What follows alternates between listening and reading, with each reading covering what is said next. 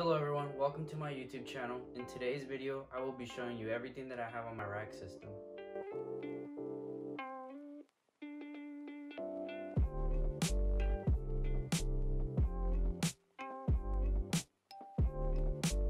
Okay, like I said, I will be showing you everything that's on this rack, but I will be starting from the bottom and make my way all the way up, so let's dive in. Okay, so on the bottom shelf right now, I just have a bunch of empty enclosures because I'm going to be rehousing these spiders into them soon. So stay on the lookout for that video. And I also have some succulents I'm trying to propagate. I will talk about them later in the video. And animal-wise, I do have a Pacman Frog in here. So let me pull her out so you guys can take a closer look at her. So this is her enclosure. I mean, hopefully it's a girl. She is unsexed, but fingers crossed it is a female. She does like soaking into her water bowl. That's why it's a bit dirty. And even though the humidity in here is always kept at a good level, some Pacman frogs do still like to soak. So you should always provide a water dish. But this is actually her. She's a strawberry morph. The colors on the camera don't really do her justice. She is a lot more brighter. Right here, she looks a bit dull. And as of right now, I'm feeding her Laterales roaches, or as some of you may know them, red runners. I also feed her occasionally some mealworms, and soon I'm planning to feed her some earthworms. But that's about it for her. Let's move on to the next animals. Okay, so moving on to the next enclosure is my female cinnamon ball python Maui. Her enclosure used to be very, very pretty, but a few weeks ago she decided to destroy the plants I had in there. And I even had some live moss coming out of that wood trunk. And I mean, just look, this is one of the original plants I had in there. It's doing very, very bad, but hopefully it'll come back. And recently, while making another bioactive enclosure, I did plant that plant in there, which makes it look slightly better. And I did try to get her out, but she recently shed and did eat, so I'm just going to stick my phone in there. Hopefully you guys can see her.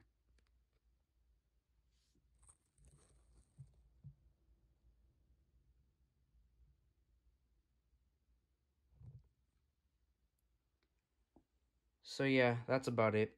Right next to her is my Canthuscora geniculata and my Chromatobelma cyanopubescens.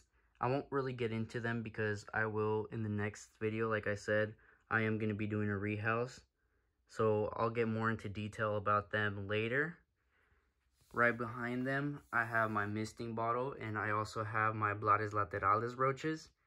And as you can see in a little bit, you can see Maui right there. But like I was saying, this is where I breed them. This is where all my babies are. They're easier to feed to my smaller animals. And I do have a couple adults in here. This is where I would, replace my eggs once they hatch. So that's about it. I'm going to go on to the next shelf. In this enclosure, I'm housing my yellow cream Dalmatian Crested Gecko. He is the one you've seen in the introduction of this video. And as you can see, he's back here. Let's take a closer look at him. Let me move some leaves so get a real close look at him.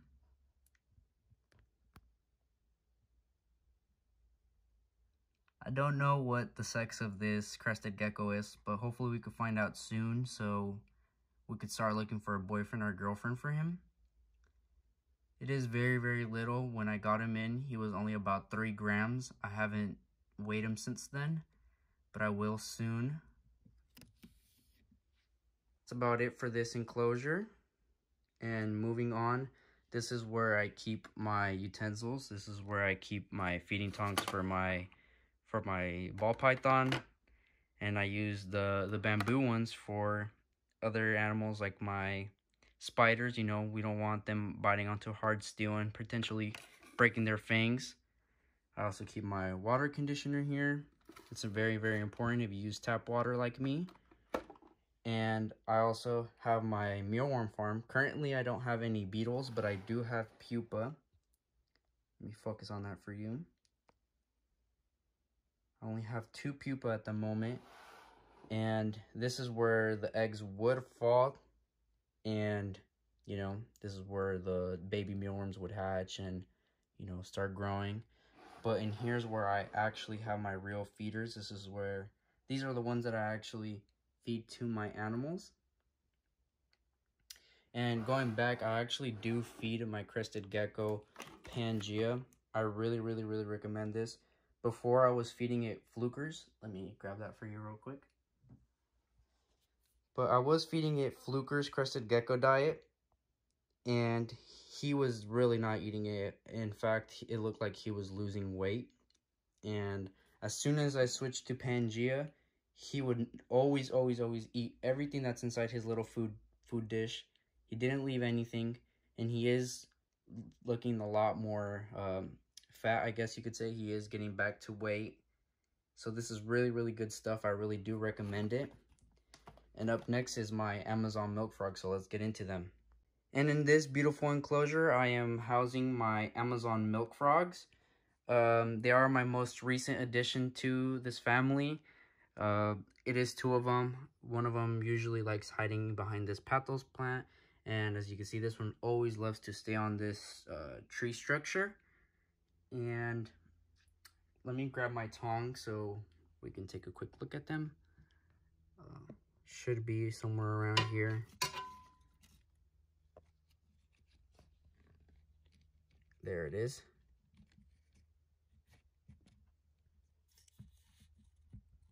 This one's name is Neptune. And this one should be easier to take a look at. This one's name is Pluto. We did like planet names, so we decided to name both of them planet names. So Pluto and Neptune. And one quick thing I wanted to talk about is that in every single enclosure, I do keep humidity gauges. Usually I like sitting the humidity gauge on this little hole. I also have temperature gauges in all my other enclosures. But for the purposes of this video, I did take them out. I personally think they don't look pretty.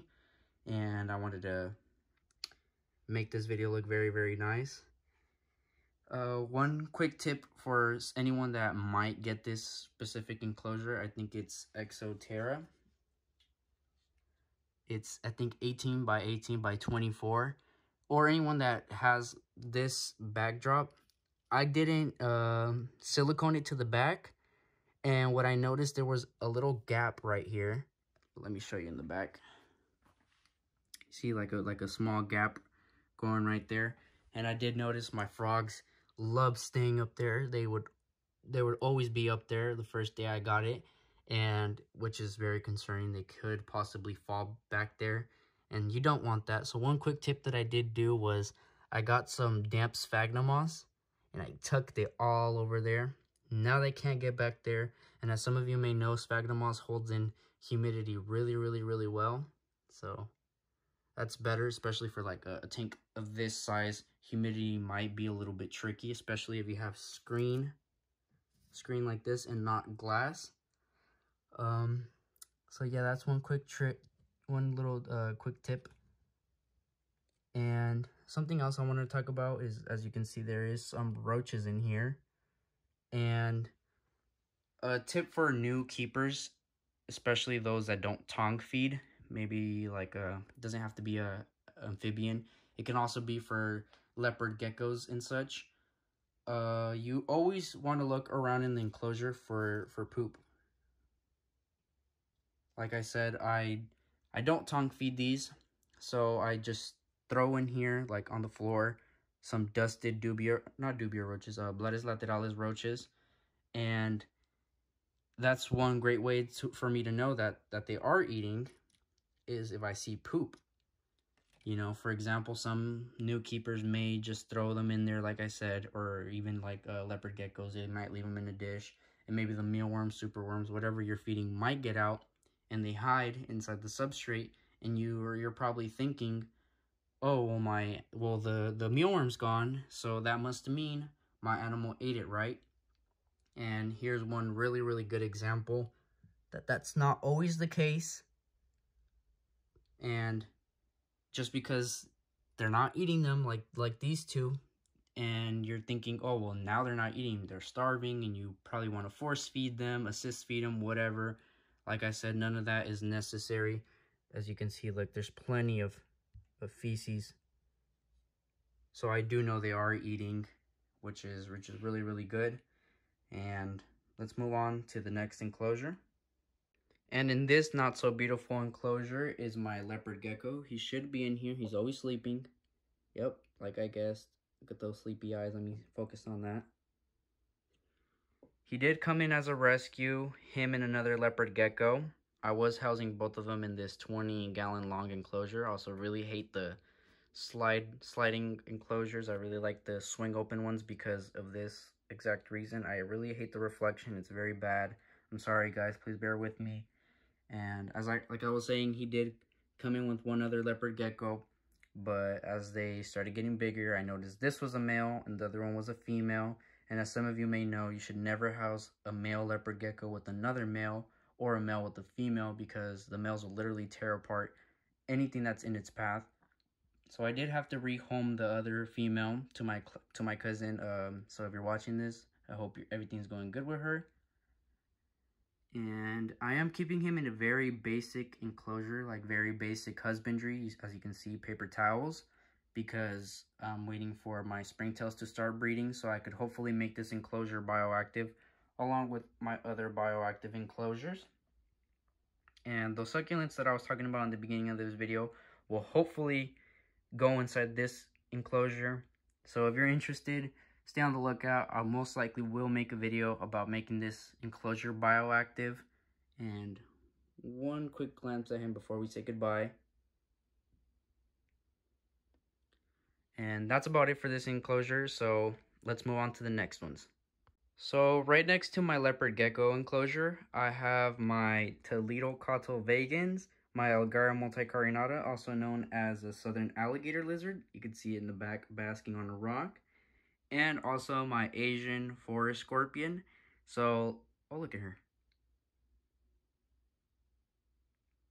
So let me pull all three of them down so we can have a better look at them. So I decided not to take out my teal-cotyle vagans because, like I said, I will be rehousing.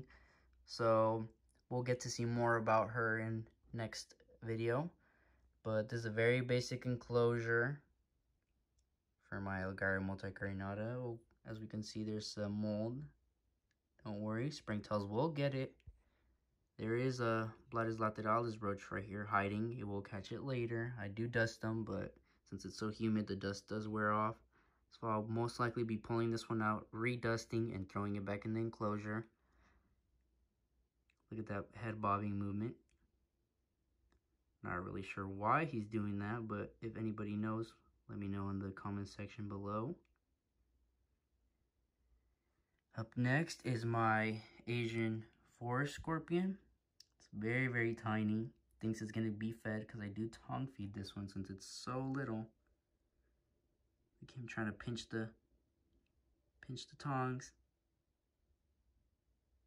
So cute. So little. I bought him along with my Amazon milk frogs. So he is only about a week, or not a week old, but he has been here for only about a week. That's about it, so let's finish off the video. So that's about it for today's video. I also have a top shelf that I'm not using for any actual animals other than my Laterales roaches, and I also have their food, and I also have some Crested Gecko food.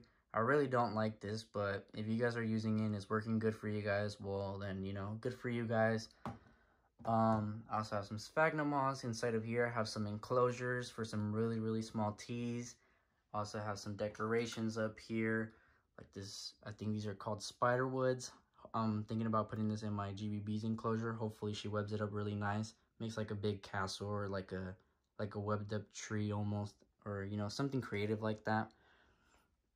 In between these two enclosures, I'm thinking instead of having my mealworms, I should have like a dart frog enclosure as my next animals. I don't have much space to work with, but it is plenty big for maybe a pair of dart frogs. So if you have any recommendations, please let me know in the comment section below which species. But that's about it for today's video. If you liked it, please leave a like and subscribe if you want to see more. As I said, this is not it. This is just what I have right now. I am gonna have more, so if you want to see this channel grow and see my animal collection grow, you know, please subscribe, and I'll see you guys next time.